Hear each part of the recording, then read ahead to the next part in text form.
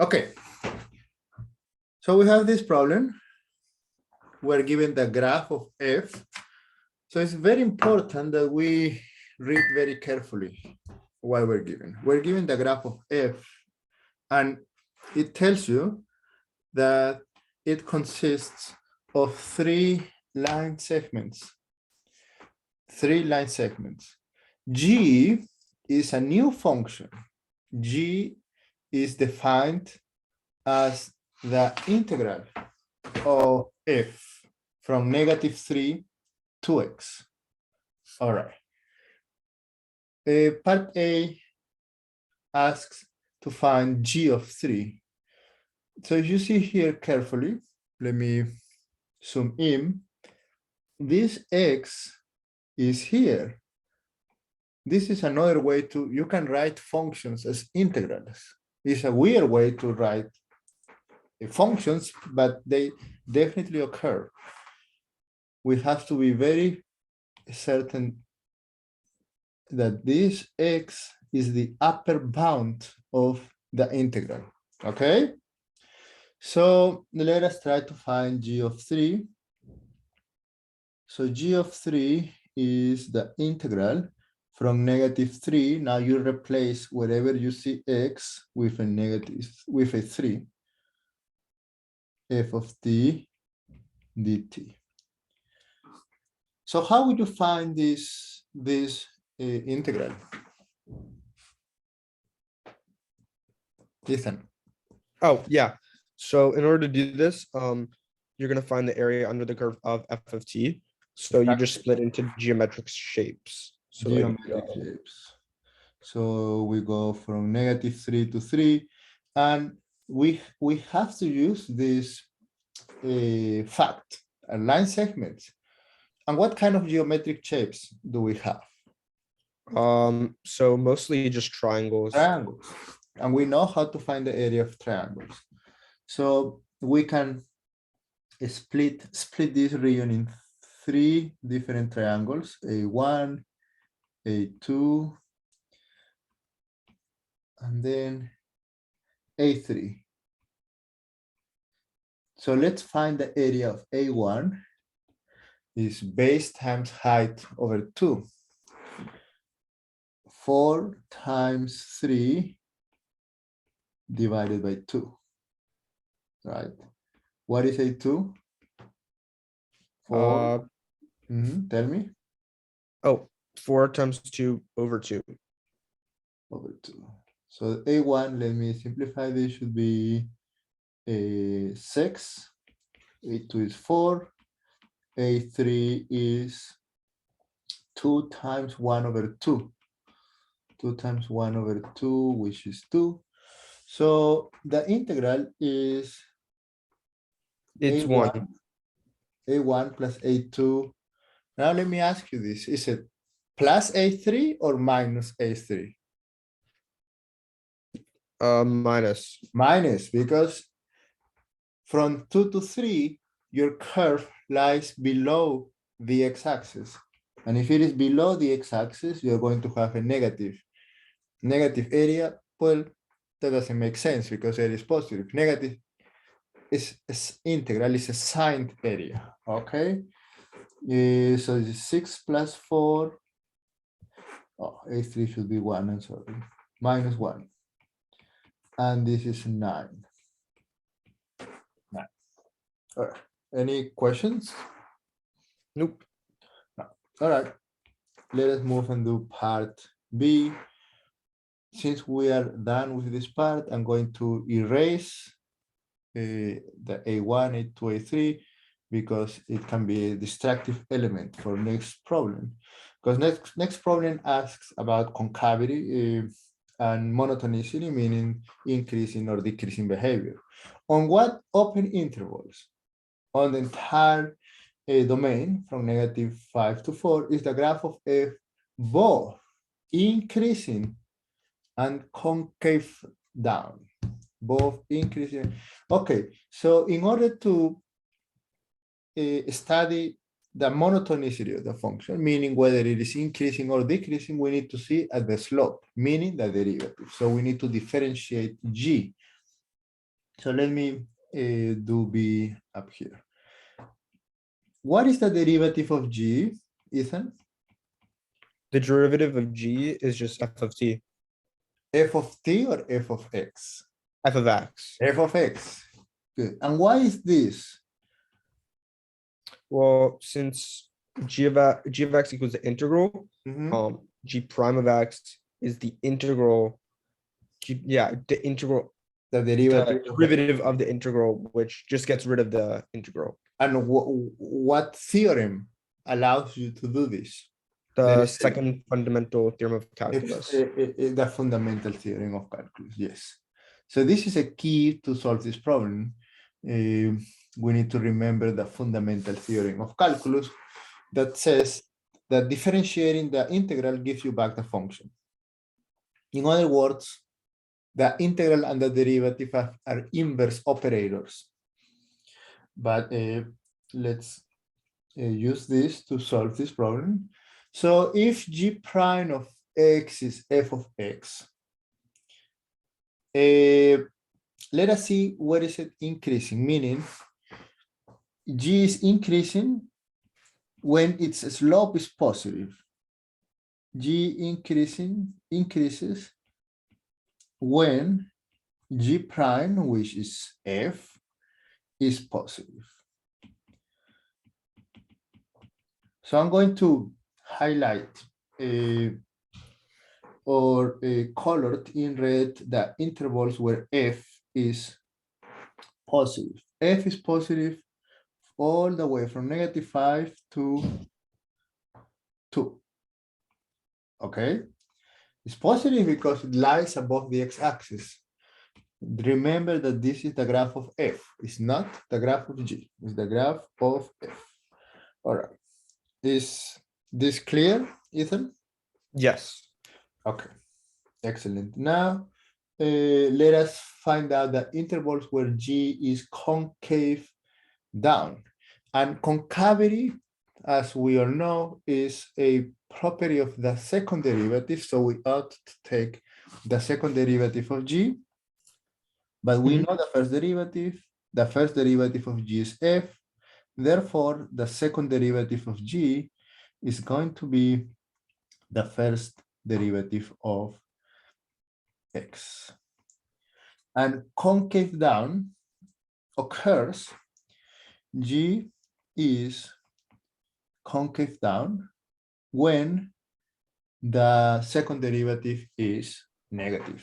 G is concave down when the second derivative is less than 0, but the second derivative of g is the first derivative of f. So let us go back to the graph and see where is the slope of f, the derivative of f, negative.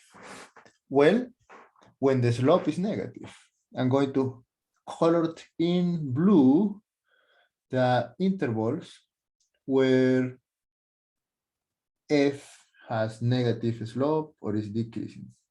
Okay, are we in the same page, Ethan? Yeah. So it's From -5 to, -5 to -3, yep, and and then then 0 to 2, 0 to 4. 0 to 4. However, now we need to find the common intervals, right? The interval where it's both increasing and concave down, and these are here and here. Mhm. So the answer for part B is -5 to -3 union 0 to 2. Mhm. So this is the answer, both. G is both increasing and concave down on the interval -5 to -3 union 0 to 2. All right, very nice. Now let us do C. H is a function defined as a quotient of g and 5x, and the question is to ask h prime of 3. Since we have a quotient, what rule do we need to use, Ethan? Quotient rule. Quotient rule. So h prime of x is, well, can you tell me? Yeah, so it's going to be derivative of the top, so g prime of x, G prime of x times the bottom 5x, 5x and then minus minus the derivative of the bottom, which is 5, times times g of x g of over x over 5x squared. 5x squared. Excellent. Now we know g prime of x from previous problem is just f of x. So it's f of x times 5 times x minus 5 g of x over 25x squared. And we need to find, however, h prime of 3. So we're going to plug in 3 wherever we see an x. So this is g prime f of 3 times 5 times 3 minus 5 times g of 3 over 25 times 3 squared. Now, what is f of 3? How do we find this out? Ethan? We just see what points at graph of f at 3. Yeah, So 3. that's -2. Yeah, indeed. F of 3 is -2. What is g of 3? We have to evaluate the integral from -3 to 3. Yes. So g of 3 is, well, we already have We already have it at 9. It's 9. We use part A, is 9.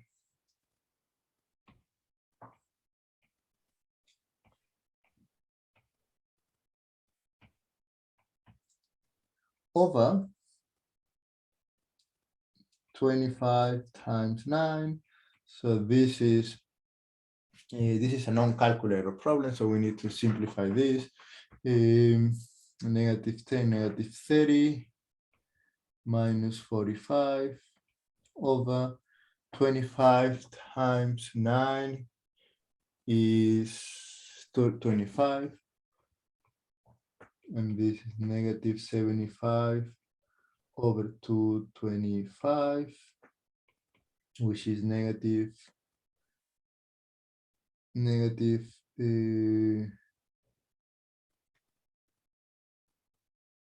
1/3. yeah, -1/3. Excellent. Okay, that is very nice. Now let us move on to problem part D. Now you have a new function p, which is defined as the composition of f and a polynomial x squared minus x. The question is to find the slope of the line tangent to the graph of p at the point where x is -1. So the first thing I'll do before I even find the slope, they only want the slope, so they don't want the line tangent. So we don't need to do the find the point. So the slope is just the derivative. M is p prime of -1. This is what you need. But in order to find p prime of -1, we better find first p prime of x. P prime of x is the derivative of f evaluated at x squared minus x times the derivative of the inner function. What is the inner function here, Ethan? Well, you're just using the chain rule. Yeah, but tell me, what is the inner function for this? It's going to be 2x minus 1. X X squared, squared minus X, but and then the derivative of that is 2x minus 1 indeed. The derivative of x squared minus x is 2x minus 1. And then p prime of -1 is f prime of -1 squared minus -1 times 2 times -1 minus 1. And this is f prime of -1 squared is 1 minus 1, that gives me a 2 times -3. Now, what is f prime of 2? How do you find this out? you Let's would go go- back to the graph Mhm. and see the slope at 2. The slope at 2. Very good. And the slope at 2, this is the point x equals to 2,